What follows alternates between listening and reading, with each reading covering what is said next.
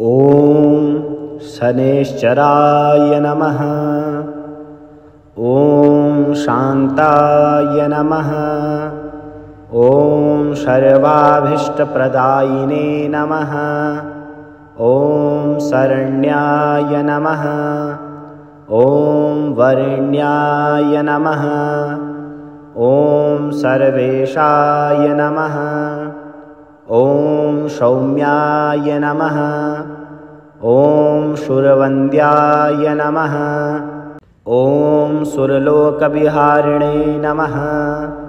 ॐ सुखासनोपविष्टाय नमः। ॐ सुन्दराय नमः। ॐ घनाय नमः। घनरूपाय नमः। ॐ घनाभरणधारिणे नमः। ॐ घनसारविलेपाय नमः। ॐ खद्योताय नमः। ॐ मन्दाय नमः। ॐ मन्दचेष्टाय नमः। ॐ महनीयगुणात्मने नमः। ॐ मर्त्यपावनपदाय नमः। ॐ महेशाय नमः। ॐ छायापुत्राय नमः। ॐ शर्वाय नमः। ॐ शरतोणीर्धारिणे नमः। ॐ चरिस्थिरस्वभावाय नमः। ॐ चञ्चलाय नमः। ॐ नीलवर्णाय नमः। ॐ नित्याय नमः। ॐ नीलाञ्जननिभाय नमः। ॐ नीलाम्बरविभूषाय नमः। ॐ निश्चलाय नमः। ॐ वेद्याय नमः। ॐ विधिरूपाय नमः। ॐ विरोधाधारभूमये नमः। ॐ भेदास्पदस्वभावाय नमः। ॐ वज्रदेहाय नमः। ॐ वैराग्यदाय नमः। ॐ वीराय नमः। ॐ वितरोगभयाय नमः। ॐ विपत्परम्परेशाय नमः। ॐ विश्ववन्द्याय नमः। ॐ गृध्नवाहनाय नमः। ॐ गूढाय नमः। ॐ कुर्माङ्गाय नमः। ॐ कुरूपिणे नमः। ॐ कुत्सिताय नमः। ॐ गुणाढ्याय नमः। ॐ गोचराय नमः।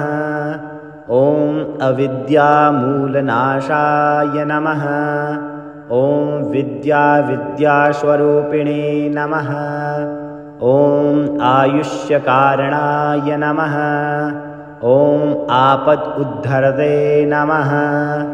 ॐ विष्णुभक्ताय नमः। ॐ वसिने नमः। ॐ विविधागमवेदिने नमः। ॐ विधिस्तुत्याय नमः। ॐ वन्द्याय नमः। ॐ विरूपाक्षाय नमः।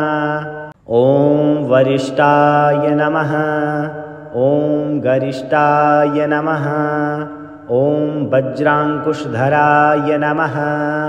ॐ वरदाभयहस्ताय नमः। ॐ वामनाय नमः। ॐ ज्येष्ठापत्नीसमेताय नमः। ॐ श्रेष्ठाय नमः। ॐ मितभाषिणे नमः। ॐ कष्टोगनाशकाय नमः। ॐ पुष्टिदाय नमः। ॐ स्तुत्याय नमः। ॐ स्तोत्रगम्याय नमः। ॐ भक्तिवश्याय नमः। ॐ भानवे नमः। ॐ भानुपुत्राय नमः। ॐ भव्याय नमः। ॐ पावनाय नमः। ॐ धनुर्मण्डलसंस्थाय नमः। ॐ धनदाय नमः। ॐ धनुष्मते नमः। ॐ तनुप्रकाशदेहाय नमः। ॐ तामसाय नमः। ॐ अशेषजनवन्द्याय नमः। ॐ विशेषफलदायिने नमः। ॐ वशीकृतजनेशाय नमः। ॐ पशूनां पतये नमः। ॐ खेचराय नमः। ॐ खगेशाय नमः। ॐ धननीलाम्बराय नमः। ॐ काठिन्यमानसाय नमः। ॐ आर्यगणस्तुत्याय नमः। ॐ नीलच्छत्राय नमः। ॐ नित्याय नमः। ॐ निर्गुणाय नमः। ॐ गुणात्मने नमः। ॐ निरामयाय नमः। ॐ निन्द्याय नमः। ॐ वन्दनीयाय नमः। ॐ धीराय नमः। ॐ दिव्यदेहाय नमः। ॐ दीनार्तिहरणाय नमः। ॐ दैन्यनाशकराय नमः। ॐ आर्यजनगण्याय नमः। ॐ क्रूराय नमः। ॐ क्रूरचेष्टाय नमः। ॐ कामक्रोधकराय नमः। ॐ कलत्रपुत्रशत्रुत्वकारणाय नमः। ॐ परिपोषितभक्ताय नमः। ॐ परभीतिहराय नमः। ॐ भक्तसङ्गमनो अभीष्टफलदाय नमः। ॐ शनैश्चराय नमः। ॐ शान्ताय नमः। ॐ सर्वाभीष्टप्रदायिने नमः। ॐ शरण्याय नमः। ॐ वरेण्याय नमः। ॐ सर्वेशाय नमः। ॐ सौम्याय नमः। ॐ शूरवन्द्याय नमः। ॐ सुरलोकविहारिणे नमः। ॐ सुखासनोपविष्टाय नमः। ॐ सुन्दराय नमः। ॐ घनाय नमः। घनरूपाय नमः। ॐ घनाभरणधारिणे नमः। ॐ घनसारविलेपाय नमः। ॐ खद्योताय नमः। ॐ मन्दाय नमः। ॐ मन्दचेष्टाय नमः। ॐ महनीयगुणात्मने नमः। ॐ मर्त्यपावनपदाय नमः। ॐ महेशाय नमः। ॐ छायापुत्राय नमः। ॐ शर्वाय नमः। ॐ शरतोणीर्धारिणे नमः। ॐ चरिस्थिरस्वभावाय नमः। ॐ चञ्चलाय नमः। ॐ नीलवर्णाय नमः। ॐ नित्याय नमः। ॐ नीलाञ्जननिभाय नमः। ॐ नीलाम्बरविभूषाय नमः। ॐ निश्चलाय नमः। ॐ वेद्याय नमः। ॐ विधिरूपाय नमः।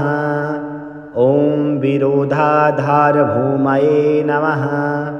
ॐ भेदास्पदस्वभावाय नमः। ॐ वज्रदेहाय नमः। ॐ वैराग्यदाय नमः। ॐ वीराय नमः। ॐ वितरोगभयाय नमः। ॐ विपत्परम्परेशाय नमः। ॐ विश्ववन्द्याय नमः। ॐ गृध्नवाहनाय नमः। ॐ गूढाय नमः।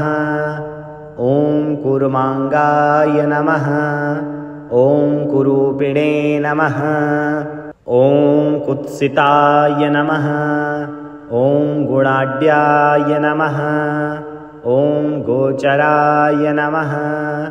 ॐ अविद्यामूलनाशाय नमः। ॐ विद्यास्वरूपिणे नमः। ॐ आयुष्यकारणाय नमः। ॐ आपदुद्धरते नमः। ॐ विष्णुभक्ताय नमः। ॐ वसिने नमः। ॐ विविधागमवेदिने नमः।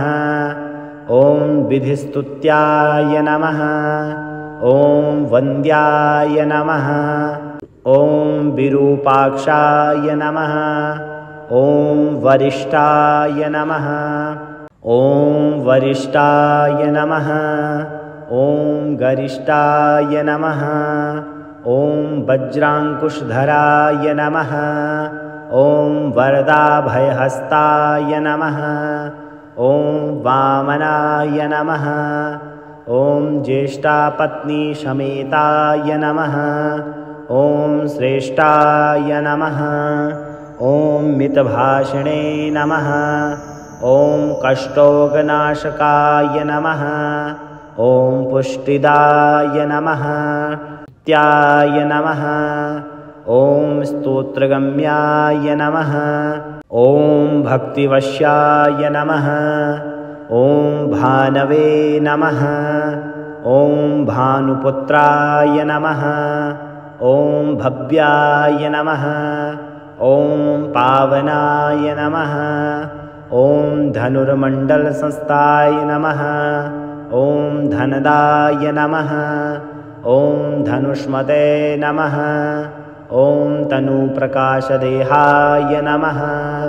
ॐ तामसाय नमः। ॐ अशेषजनवन्द्याय नमः। ॐ विशेषफलदायिने नमः। ॐ वशीकृतजनेशाय नमः। ॐ पशूनां पतये नमः। ॐ खेचराय नमः। ॐ खगेशाय नमः। ॐ धननीलाम्बराय नमः। ॐ काठिन्यमानसाय नमः। ॐ आर्यगणस्तुत्याय नमः। ॐ नीलच्छत्राय नमः। ॐ नित्याय नमः। ॐ निर्गुणाय नमः। ॐ गुणात्मने नमः। ॐ निरामयाय नमः। ॐ निन्द्याय नमः। ॐ वन्दनीयाय नमः।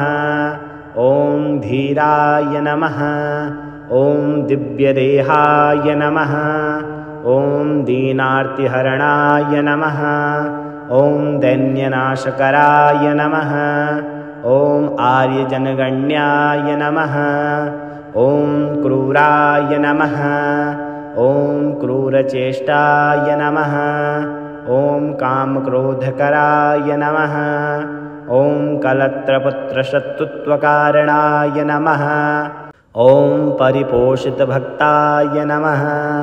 ॐ परभीतिहराय नमः।